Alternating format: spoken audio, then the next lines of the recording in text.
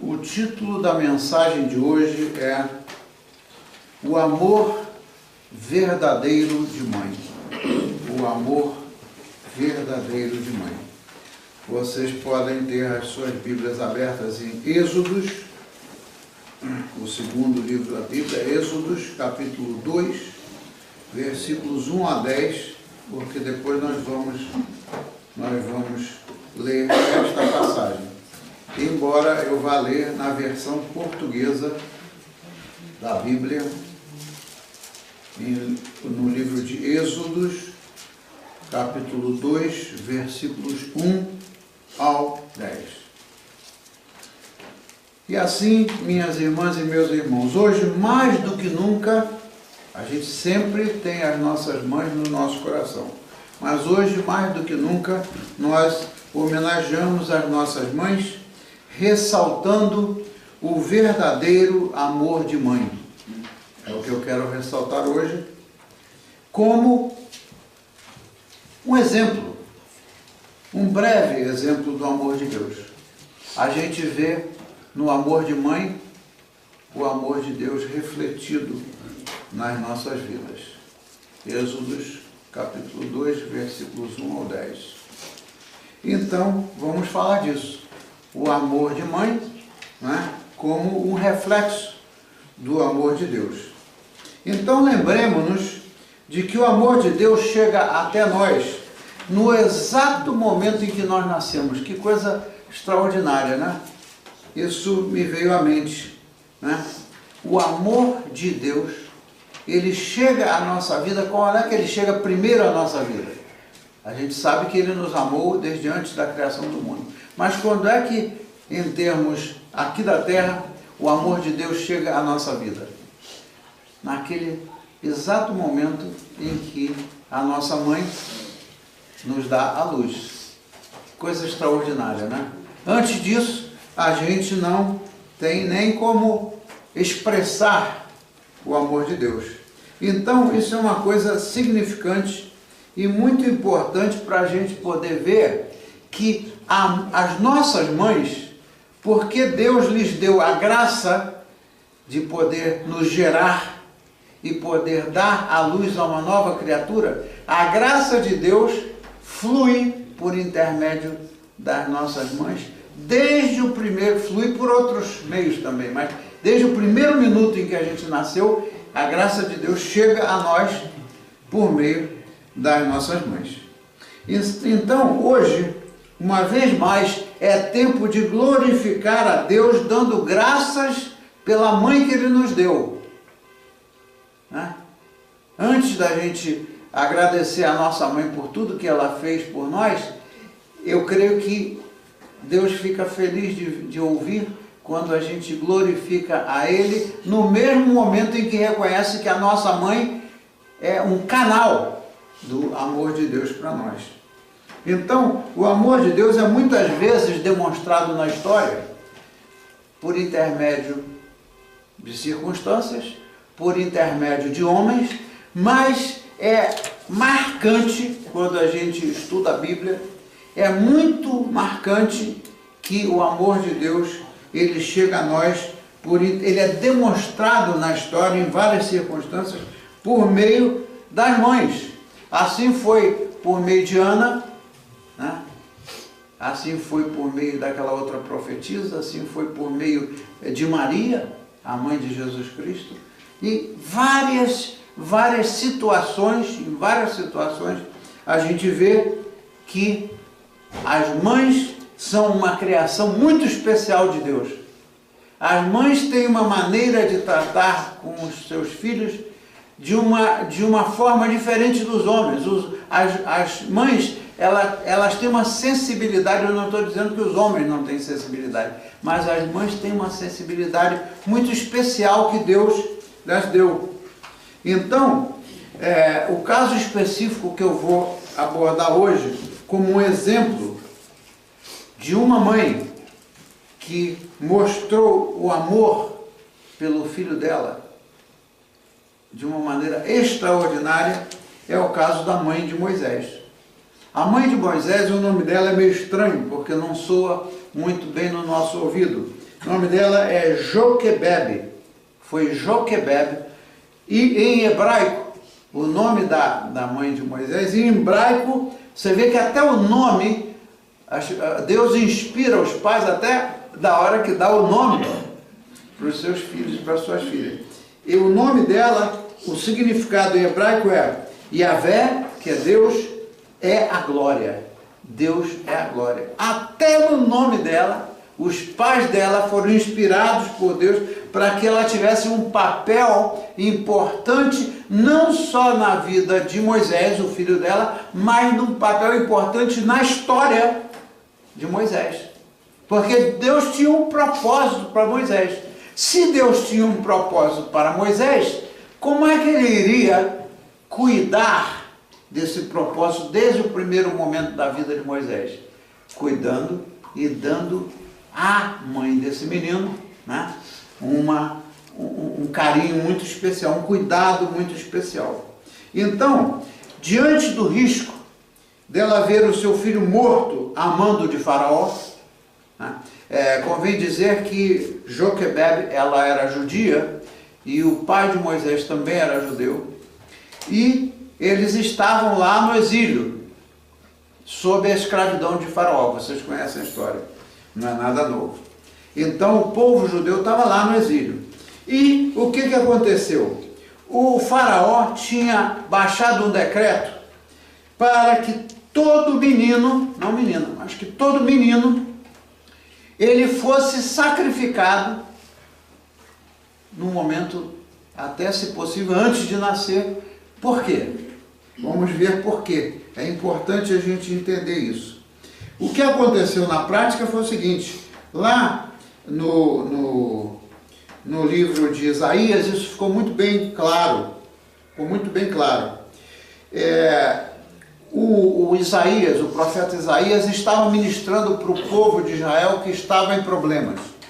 Eles estavam em problemas lá com Deus, etc, etc. Estavam numa situação muito triste. Então Isaías, ao ministrar para eles, lá num determinado momento, se vocês forem depois ver Isaías 49, no capítulo 49 de Isaías, vocês vão ver que num determinado momento, né, Deus usou Isaías para fazer uma pergunta ali para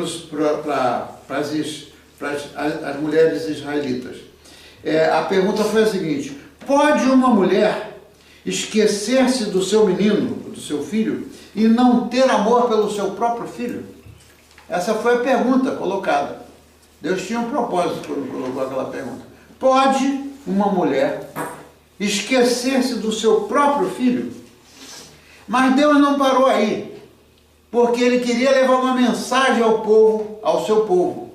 Ele disse assim, na parte final desse versículo 15 do capítulo 49, ele diz assim: o Senhor diz ao seu povo: pois mesmo que isso possa acontecer, se eventualmente acontecesse de uma mãe esquecer o seu filho, eu, contudo, disse o Senhor, nunca me esquecerei do meu povo. Que coisa linda, né? O Senhor dando como exemplo as mães.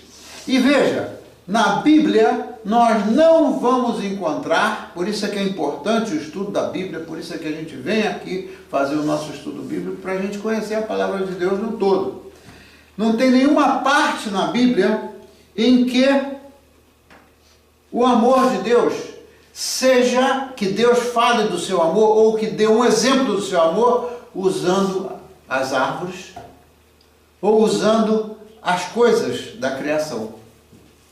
Deus sempre usa os exemplos do seu amor por intermédio e dando e mostrando situações de pessoas, que são aqueles que Ele criou para cumprir o propósito dele na vida de cada um de nós e na vida do seu povo. Então isso aí tudo faz parte desse contexto. Eu estou dando essa introdução lá no Isaías para ficar muito claro que o amor de Deus, ainda que aconteça de uma mãe abandonar o seu filho, o Senhor jamais vai abandonar-nos.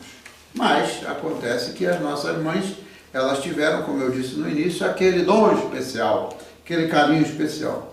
E esse versículo do Isaías, ele aponta para duas realidades do que eu estou falando agora. Ele aponta para a realidade do amor de Deus e para a realidade do amor das mães. Por que razão? Porque as mães foram o exemplo que Deus usou, dizendo que elas não se esquecem dos seus filhos. Então vejam, é interessante observar que Deus, todo o tempo, Ele quer mostrar a proximidade e a forte ligação dele conosco. Deus não é um Deus distante, Ele quer mostrar a ligação bem forte dele conosco. E não existe exemplo maior entre as criaturas do que a ligação forte entre as mães e quem? Os filhos. E os seus filhos. O exemplo mais bonito de uma forte conexão, uma forte ligação das mães é com os filhos. Né? Então isso aí é o que nós vamos ver agora, porque vamos ler Êxodos, capítulo 2, versículos 1 ao 10, como eu disse na versão portuguesa, e porque há irmãos que vão ver esse vídeo lá em Portugal, e alguém um momento disse lá, por intermédio de quem eles recebem esse e-mail, alguém disse assim, é uma igreja portuguesa, mas o sotaque do pastor não é de português. Então, por isso eu estou lendo aqui a Bíblia em português, para soar melhor no ouvido dos irmãos lá em Portugal que vão ver essa mensagem. Então, a palavra de Deus diz assim, por essa altura, havia um moço hebreu que era casado com uma rapariga da tribo de Levi, tal como ele, aliás, e que tiveram um menino. A mãe deu-se conta de que o bebê era uma formosura fora do habitual e escondeu-o em casa durante 3 meses. Mas depois, quando já não podia tê-lo escondido sem que o soubessem, fez uma cesta de canas, de papiro, e cobriu-a de betume para a tornar impermeável à água, pôs-lhe dentro o menino e deixou-a por entre os juncos da margem do rio Nilo. A irmã do bebê ficou um pouco afastada a ver o que lhe acontecia. E o que lhe aconteceu foi isto. A princesa, uma das filhas de Faraó, veio tomar banho no rio na companhia das aias e andava por ali a passear na margem quando descobriu a pequena cesta por entre os juncos, mandando logo uma criada buscá-la. Quando a abriu, viu lá dentro um menino a chorar. Isto comoveu-a muito. É com certeza um menino dos hebreus, disse ela, a princesa, filha do faraó. Nessa altura, a irmã do bebê aproximou-se e perguntou-lhe, deseja que eu vá procurar uma mulher hebreia que dê o leite ao menino? Amamentar o menino, né? Sim, vai, respondeu-lhe a princesa. E a moça correu à casa a chamar a mãe. A princesa mandou então a esta, leva o bebê para a tua casa e amamenta-o, pagar-te-ei bem. A mãe foi-se e criou. Algum tempo depois, quando o menino já estava mais crescido, trouxe-o à princesa que o adotou como o seu filho e lhe deu o nome de Moisés. Por quê? Porque, disse ela, o tirei da água. Os nomes próprios, eles têm sempre um sentido. Deu-lhe o nome de Moisés, porque o tirei da água. Esta é a palavra do Senhor para nós esta manhã. Bendito seja o nome do Senhor. Então, eu pergunto, imagine, você mãe, imagine-se na situação daquela mulher, né, que diante da ameaça de ver o seu bebê sacrificado, ainda quando estava no ventre, porque aquele decreto do faraó saiu antes que o Moisés nascesse, e ele estava louco para caçar ali, eliminar a possibilidade dos meninos sobreviverem. Então eu pergunto a você como mãe, como é que você se sentiria se você fosse uma mãe que estivesse para dar à luz a um filho e isso acontecesse? Por que o faraó ordenou a morte somente de meninos judeus? Sabe por quê? O faraó se consultava com os feiticeiros. Então os feiticeiros haviam avisado a faraó: vemos nas estrelas, majestade, que está para nascer um menino que libertará todos os escravos judeus e os tirará do Egito. Imagina que ameaça para o faraó. Né? O faraó escravizava os hebreus. Aquelas pirâmides, aquilo foi feito tudo às custas do trabalho escravo dos hebreus. Aqueles palácios que existem até hoje, lá no Egito, muitos deles foram construídos à custa do trabalho escravo. Então, o feiticeiro disse ao faraó que nasceria um menino que ia libertar os hebreus da escravidão. Por isso o faraó decidiu matar todos os meninos na esperança de que o futuro líder, que ele seria o líder, na esperança de que o futuro líder se encontrasse entre as crianças que forem mortas. Mas não parou por aí. Olha só a crueldade do faraó.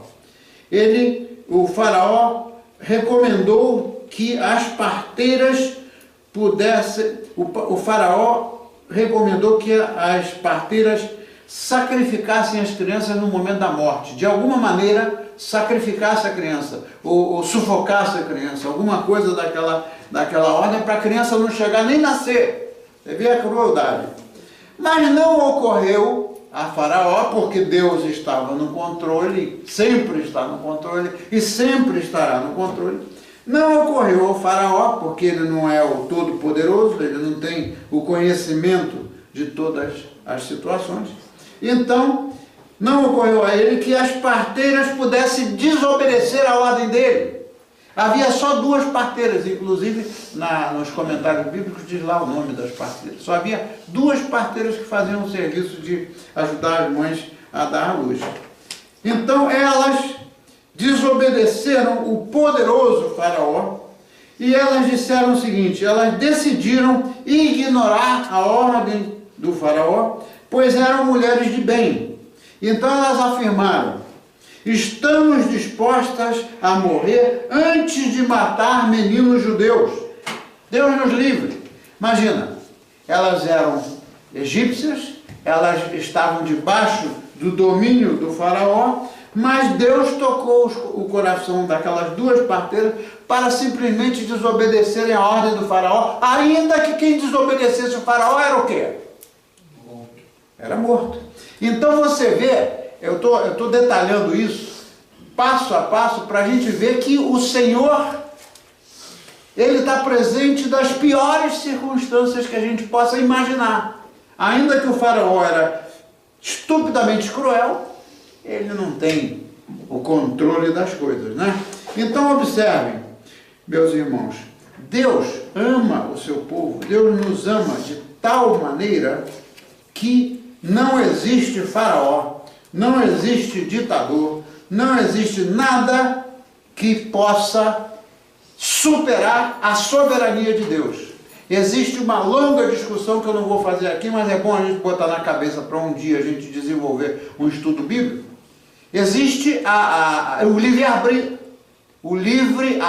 do homem, mas o livre-arbítrio do homem jamais vai superar a soberania de Deus. Deus é absolutamente soberano, né? Então veja só,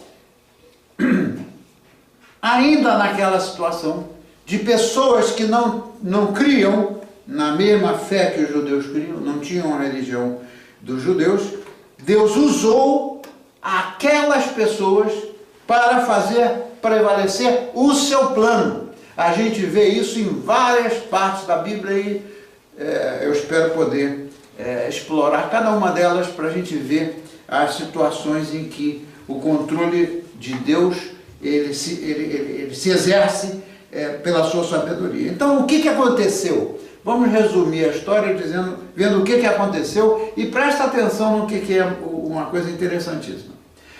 As parteiras foram o quê? Foram instrumentos de quem? Do faraó ou foram instrumentos de Deus? Foram instrumentos de Deus, ao desobedecerem a ordem do faraó. As parteiras. Não está falando de parteiros, está falando de parteiras, mulheres. Segundo ponto aqui. O que mais que aconteceu? A mãe de Moisés foi também instrumento de Deus quando Deus colocou coragem no coração dela. As mães são corajosas, né? Ela poderia ficar aterrorizada, porque senão o faraó ia mandar matá-la, mas Deus colocou coragem e fé nela para preservar o seu filho, mesmo debaixo do risco de descobrirem aquilo e ela ser sacrificada também.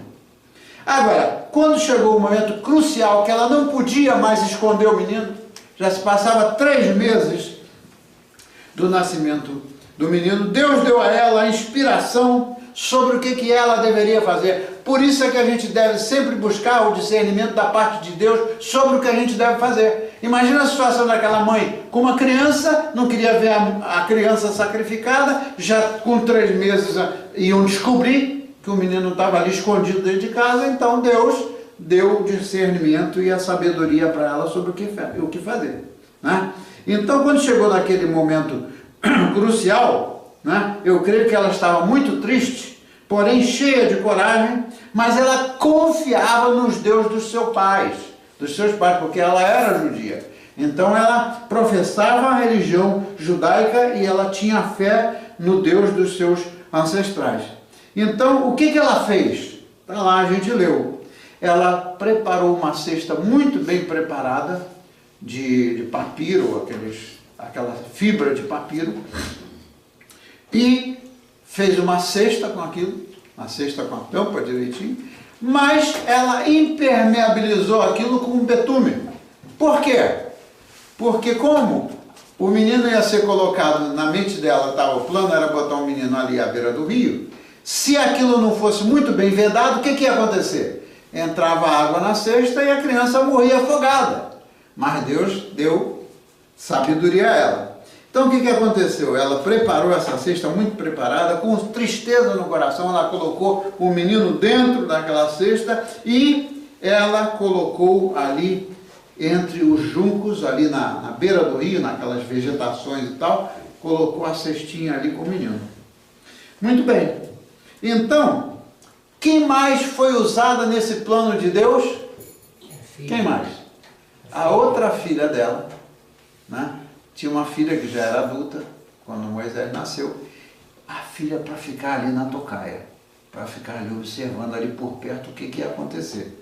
Muito bem. E assim foi feito. A filha ficou ali e ela também exerceu um papel muito grande para demonstrar o amor de Deus, né? Então, ela ficou ali. Agora, o que mais aconteceu? O menino tinha que ser preservado, mas o que aconteceu? E as coisas não acontecem por acaso. A princesa, que poderia ir lá ao rio Nilo para tomar banho em qualquer outro dia, em qualquer outra hora, vejam como é que as coisas de Deus são orquestradas. Ela foi tomar banho naquele dia e levou as suas servas,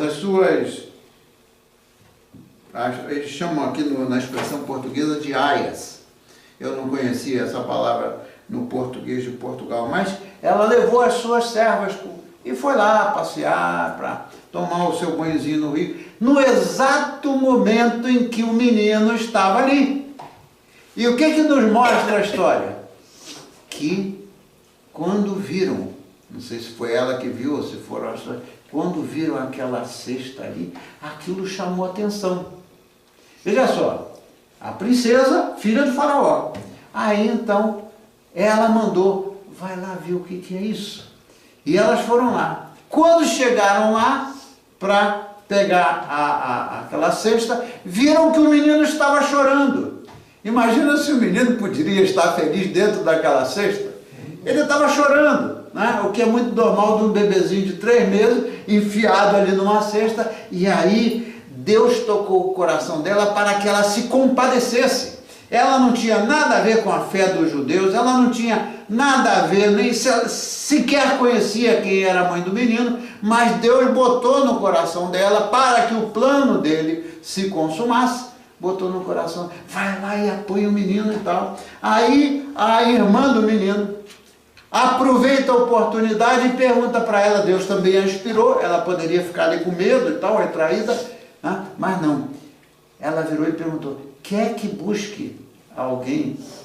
Ah, e descobriram, quando a princesa abriu a caixa, viu, uau, é um hebreu, é um menino hebreu, sendo um menino hebreu que era de família escrava, se não tivesse o amor de Deus ali tocando o coração dela, ela não estaria, né? Ah, filho do hebreu, já tem lá um decreto para morrer, deixa ele morrer mesmo.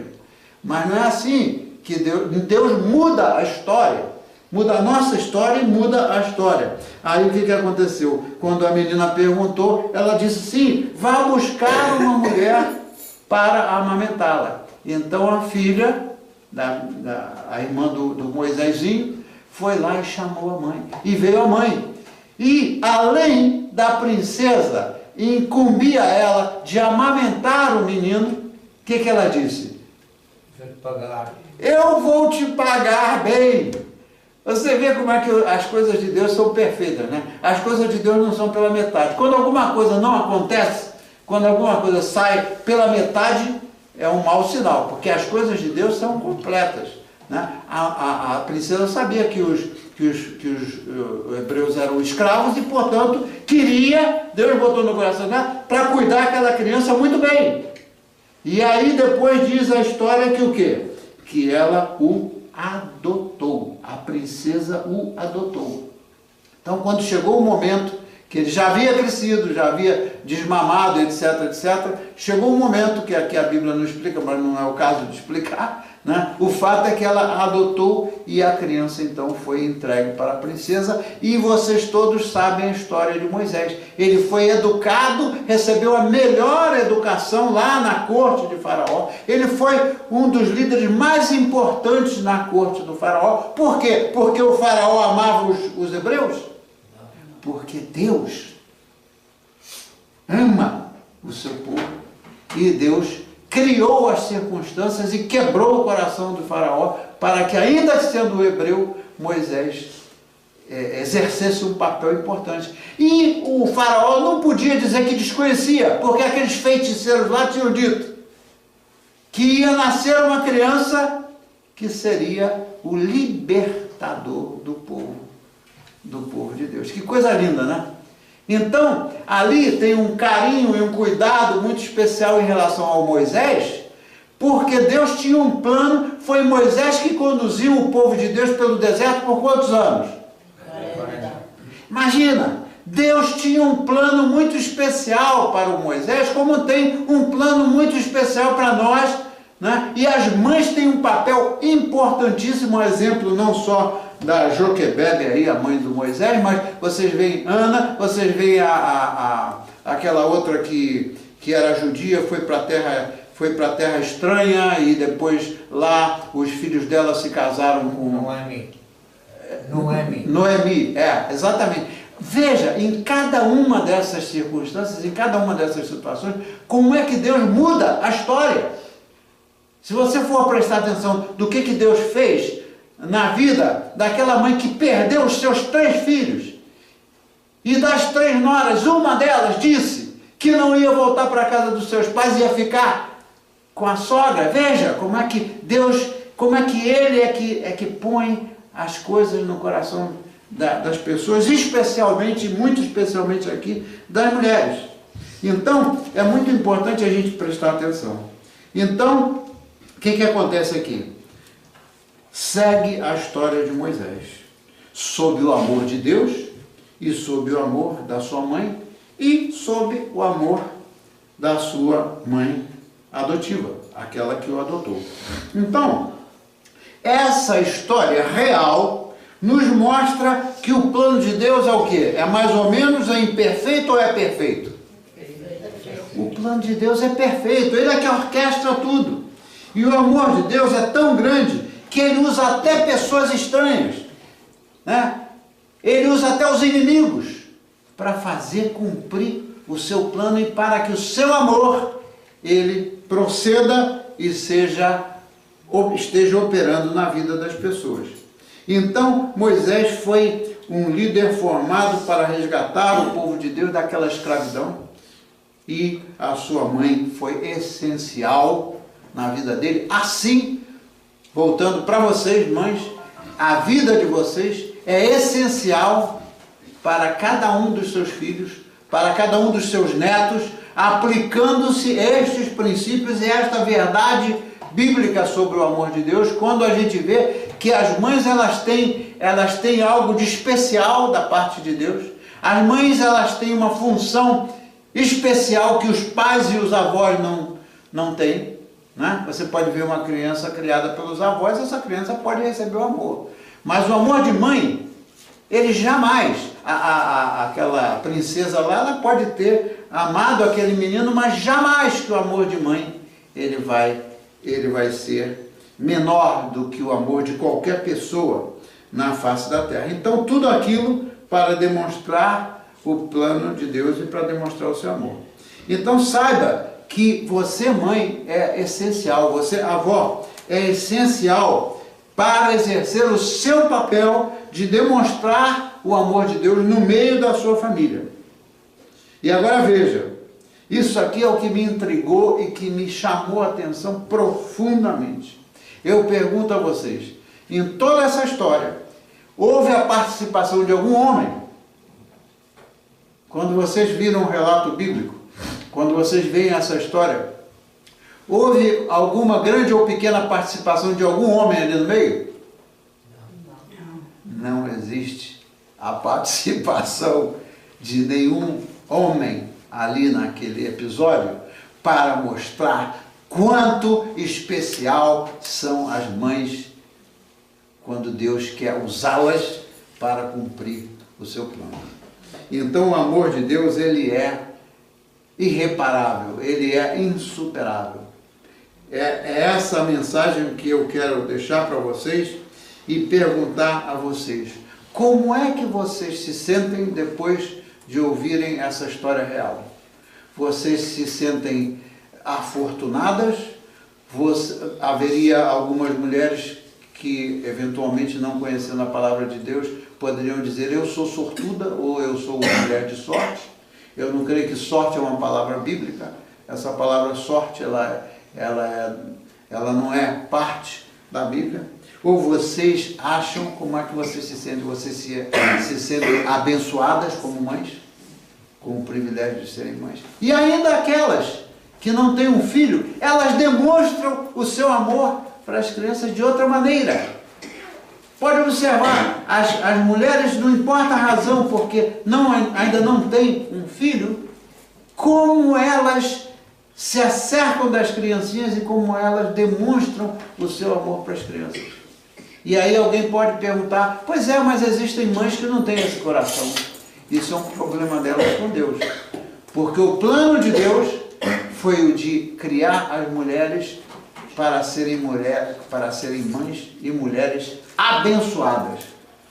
Abençoadas, e muito abençoadas, pelo papel que elas exercem de levar o amor de Deus a uma nova criatura, desde o primeiro minuto em que elas têm, pela graça de Deus, têm o privilégio de dar à luz a uma criatura. Amém? Então, eu quero orar pelas mães. Alguém gostaria, antes que eu faça a oração final, alguém gostaria de levantar, alguma mulher ou até algum homem, gostaria de levantar uma oração ao Senhor para, de viva voz, agradecer ao Pai pela mãe que teve, ou que tem?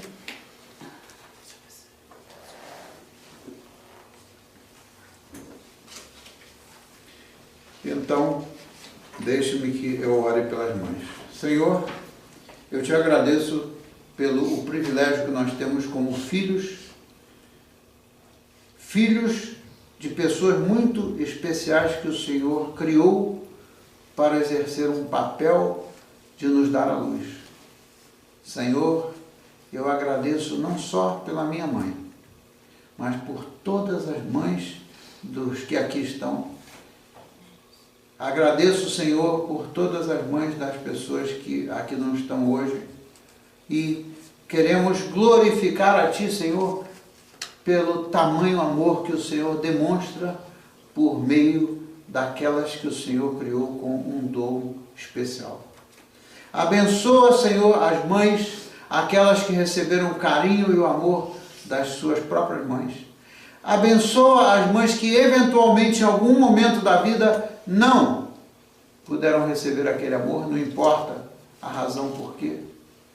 Senhor, recebe a nossa adoração a Ti, pelo Criador daquelas que são as mais importantes pessoas a mais importante pessoa na nossa vida, que é a nossa mãe. Senhor, nós Te agradecemos. Te agradecemos pelo Seu amor, pelo Seu carinho. E aqui também, Senhor, queremos relembrar aquilo que foi escrito pelo poeta Casimiro de Abreu, está escrito no verso do boletim, Senhor. Que quando no exílio, apartado da mãe e apartado da pátria, aquele poeta foi inspirado também por Ti para dizer que nunca se esquece e nunca se esquecerá daquilo que foi o amor verdadeiro que lhe foi dado e transmitido pela sua mãe. Te agradecemos, Senhor. Todos nós fazemos nossos aqueles versos daquele poema de Casimiro de Abreu, quando agradecemos. Obrigado, mamãe, por tudo que a Senhora fez por nós. Obrigado, Senhor, pela mãe que o Senhor nos deu, pelas avós que o Senhor nos deu. Assim nós oramos e agradecemos em nome de Jesus, e o povo de Deus pode responder. Amém. Amém. Essa passagem